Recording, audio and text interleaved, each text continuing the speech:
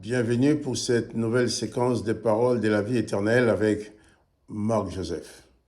Dans cette vidéo, je vais parler d'une situation de panique dont on ne fait pas beaucoup écho.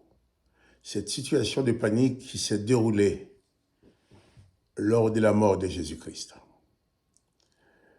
Les textes bibliques nous parlent de la crucifixion de Jésus-Christ en nous disant, lorsque Jésus a rendu l'âme, la terre a tremblé et des tombeaux se sont ouverts et des hommes et des femmes sont sortis de ces tombeaux, ressuscités. Et il y a une partie de cette histoire qui n'est pas relatée dans les évangiles que nous avons dans la Bible, mais qui est clairement expliquée dans un évangile dit apocryphe, un évangile qu'on n'a pas voulu mettre dans la Bible, qui est attribué à Barthélemy. Barthélemy, c'était un disciple de Jésus-Christ, un des disciples qui vivait, des disciples qui ont vécu avec Jésus-Christ pendant les 3 ans. Barthélemy raconte que lorsque Jésus est mort, son sang est tombé sur la terre. Jésus rend l'âme. La terre s'est mise à trembler. Au point que des rochers se sont fendus, des tombeaux se sont ouverts et des morts sont ressuscités. Revenant à la vie, après la résurrection de Jésus, ces personnes ressuscitées se sont montrées dans la ville. Là, c'est écrit. Mais Barthélemy nous raconte la chose d'une façon encore plus vivante, je dirais. Barthélemy raconte que lorsque la terre a tremblé, des morts sont ressuscités. Déjà, c'était la grande panique, parce que la terre s'est trouvée à régurgiter des corps qu'il avait déjà engloutis. Le séjour des morts se trouve face à, je dirais, oui, le séjour des morts se trouve face à une situation inédite, c'est que des âmes qu'il avait emprisonnées se sont évadées. C'est la panique. Où sont passées ces âmes qu'on ne trouve plus? Et la terre, pourquoi je suis obligé de rendre ces corps? Panique à bord. Et pendant tout le temps que Jésus était au tombeau, on a mis Jésus au tombeau, et c'était encore la panique. La terre se trouve avec le corps de Jésus qu'il n'arrive pas à digérer. Et Barthélemy explique aussi, comme à chaque fois qu'il y a un décès, c'est que l'âme a quitté le corps, l'âme s'est séparée du corps, la terre s'attend à recevoir un corps qu'elle va engloutir, et le séjour des morts s'attend aussi à recevoir une âme qu'il va garder, qu'il va emprisonner. Le problème, d'une part, il y a beaucoup d'âmes qui se sont évadées du séjour des morts, et beaucoup de corps que la terre s'était trouvée obligée à régurgiter, et ces gens-là sont vivants. Maintenant, on apporte les corps de Jésus. Un corps que la terre n'arrive pas à digérer. La terre n'arrive pas à consommer ce corps.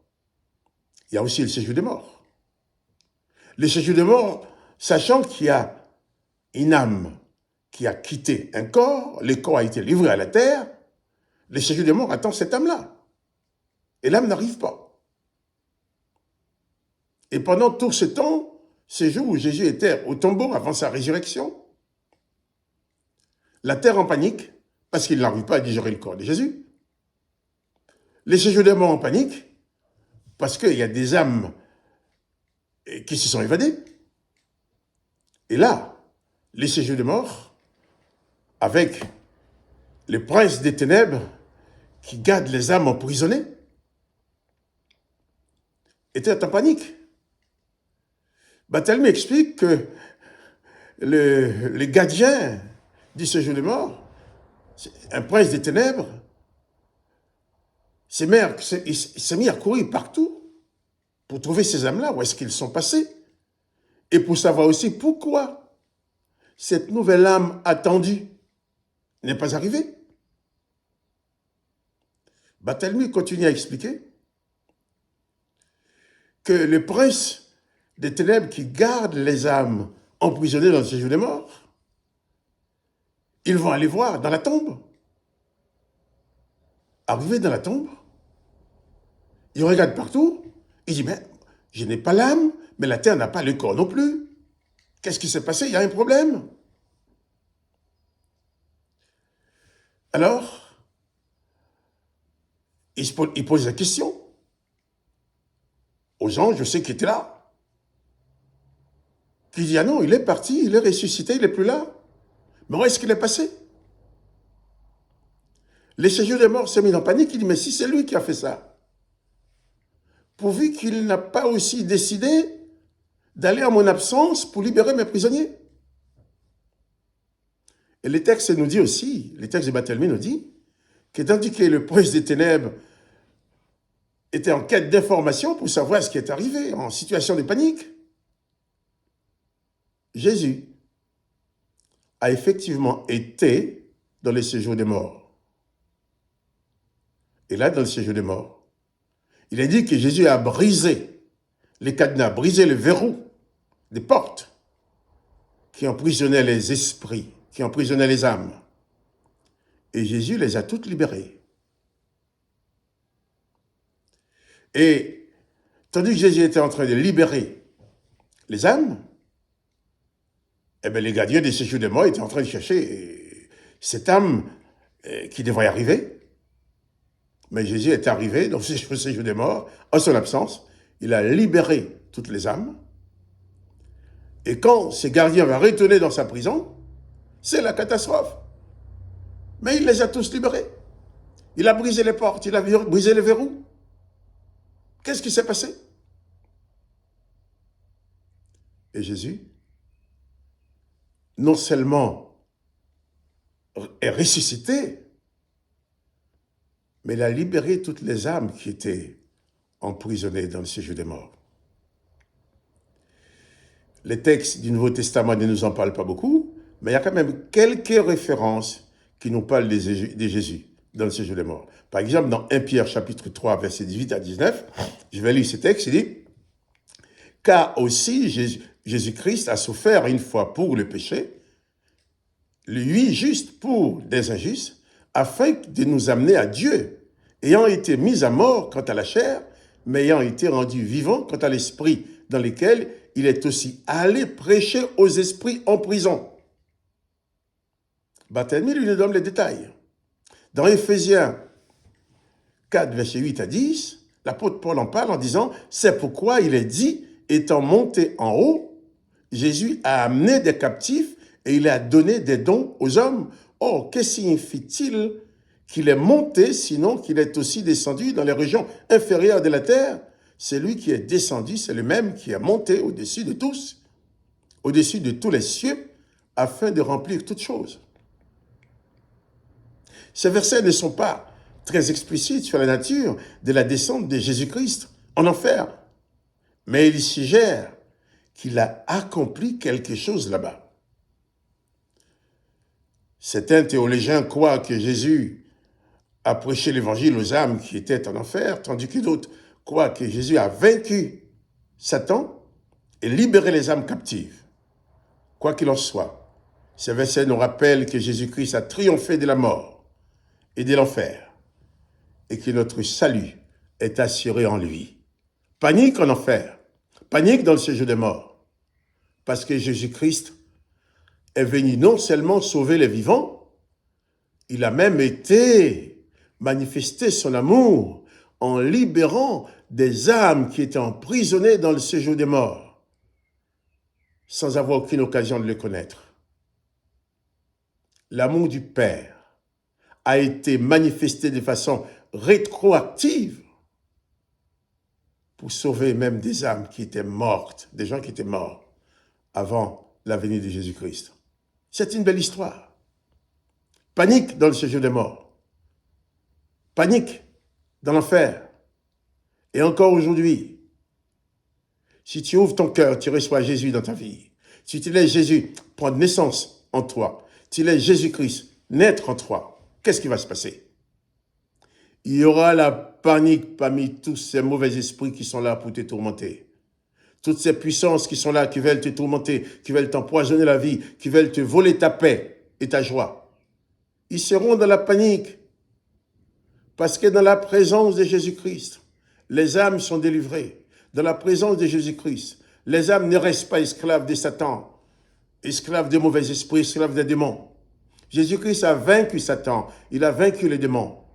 Il a vaincu tous ces systèmes diaboliques qui est là pour dominer la vie des humains en les rendant les plus malheureux possibles. Jésus-Christ est venu pour toi. Jésus-Christ a été libéré même des morts, des âmes qui étaient mortes depuis longtemps. Ce n'est pas toi qu'il ne va pas réussir à libérer. Face à Jésus-Christ, rien n'est impossible. Seulement, il suffit de lui ouvrir ton cœur, lui ouvrir ta vie, l'inviter à venir en toi. Que ce week-end de Pâques soit pour toi le week-end de ta délivrance, le week-end de ta libération. La présence de Jésus-Christ sème la panique dans le camp de l'ennemi de l'humanité. La présence de Jésus-Christ sème la panique dans le camp de Satan, même dans le camp de la mort. Même la mort n'a pas pu le vaincre. Jésus-Christ est ressuscité, vivant au siècle des siècles. Et dans une prochaine émission, nous parlerons de ces femmes, de ces hommes qui ont découvert la résurrection de Jésus-Christ, qui ont compris. Ces gens qui étaient dans la peur, dans la terreur, qui étaient cachés, les disciples de Jésus, qui avaient peur, qui étaient dans la terreur, dans la panique aussi. Panique dans le camp de l'ennemi, dans le camp de la mort, panique parmi les disciples de Jésus qui n'avaient pas encore bien compris. Mais si Jésus vient dans ta vie, si tu crois en Jésus-Christ, il y aura toujours, te concernant, de la panique dans le camp de la mort, dans les cas de Satan, dans les camps des mauvais esprits, il y aura la panique, mais dans ta vie, il y aura la paix. Parce que quand Jésus-Christ a rejoint les disciples, il leur a dit tout simplement, la paix soit avec vous. La paix soit avec vous. Calmez-vous. Pas de panique. La panique est dans le camp de la mort, mais pas dans ton camp. Peut-être, il y a beaucoup de panique dans ta vie, tu paniques devant les situations. Eh bien, change de camp. Abandonne les camps de la panique. Évade-toi du camp de la panique. Viens t'installer dans le camp de la paix en Jésus-Christ. C'est ce que je te souhaite. Une très joyeuse Pâques, mais une Pâques qui sera pour toi une vraie libération et qu'il n'y ait plus jamais de panique dans ta vie. Que tu sois un homme ou une femme de paix, posée. Pourquoi? Parce que ta foi en Jésus-Christ te fait croire qu'il gère ta vie. Et aucun ennemi ne peut rien dans ta vie parce que Jésus-Christ est là. Si même l'ennemi fait beaucoup de bruit, il fera du bruit. Il va rugir. L'apôtre Pierre va écrire pour dire « Satan rugit comme de lion rugissant, sachant qu'il dévorera. Mais toi, résiste-lui avec une foi ferme. Parce que Jésus-Christ est avec toi, tu es dans le camp de la paix. Les démons et Satan, face à toi, seront toujours dans le camp de la panique. Que le nom de Jésus-Christ soit béni. Que toi aussi tu sois béni. Et moi, Marc-Joseph, je te dis, à bientôt. Et sois en paix.